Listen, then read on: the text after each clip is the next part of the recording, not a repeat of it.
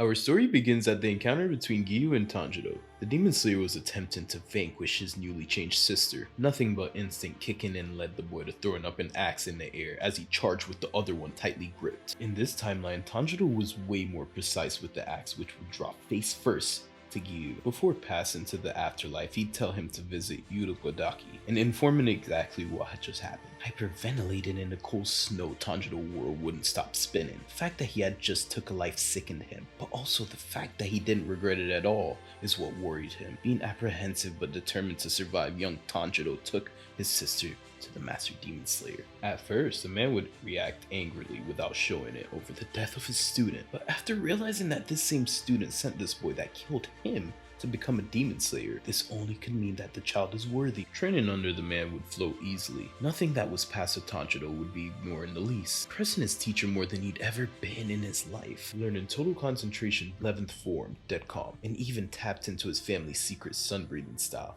Shocking the old master. Never before had he seen such a natural slayer, as if he was born to pick up the blade. Being excited by this, he'd help him to incorporate both water breathing and sun breathing style within Kamado's fighting style until he felt comfortable. In the span of 2 months, young Kamado's power would reach to the height of a Hashira, shocking his master, who was truly proud to be his teacher. The final selection test would be completed in an hour. Any demon that faced him wouldn't even live to regret it. The no-rank demons were absolutely nothing for the powerful child. On his journey, he denied joining up with Zenitsu. Being so strong, this would isolate him, making him want to do things alone. Still kind, but less compassionate. How easy everything came to him would make it hard for him to understand others. In his encounter, seeing Inosuke try to harm his precious sister, he would cut him in half, head to toe, using Himokami Kakura, scorching the foolish boar, disappearing his ashes, leaving no evidence for the Slayer corpse to find, throwing up disgustingly from the wicked sin he just committed, accepting the lie that he had to do it, moving forward, never looking back.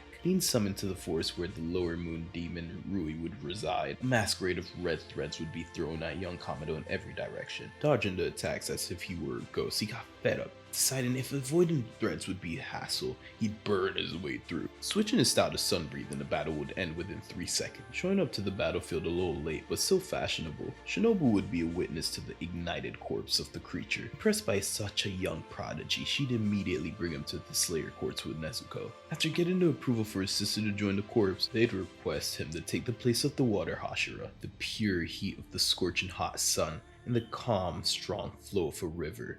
A natural-born threat to all demons lurking in the darkness. All the Hashiras would give him a hard time except for the Flame Hashira Rengoku and the Love Hashira. The murder of Gyu was exonerated in the line of self-defense. However, his personal close friends would never accept this. Nevertheless, Rengoku and the young Hashira would end up bonding over the mission protecting the Mugen train from demonic attacks. When the third Upper Moon demon would arrive, he'd be overwhelmed by the ridiculous power of Tanjiro and Rengoku, bearing the Flame Hashira's life in this timeline. Defeating the third best demon under Muzan was a mind-blowing feat. Both would be accompanied to the entertainment district with Tengen Uzuki on the investigation of people who were vanishing without a trace. Clash of personalities would be marvelous. Daki and Gaitaro tried everything they could, but with the might of 3 Hashiras pressing them, death was the only thing waiting down the road, sending the siblings to hell. Powerful Trio's next stop would be the Swordsmith Village.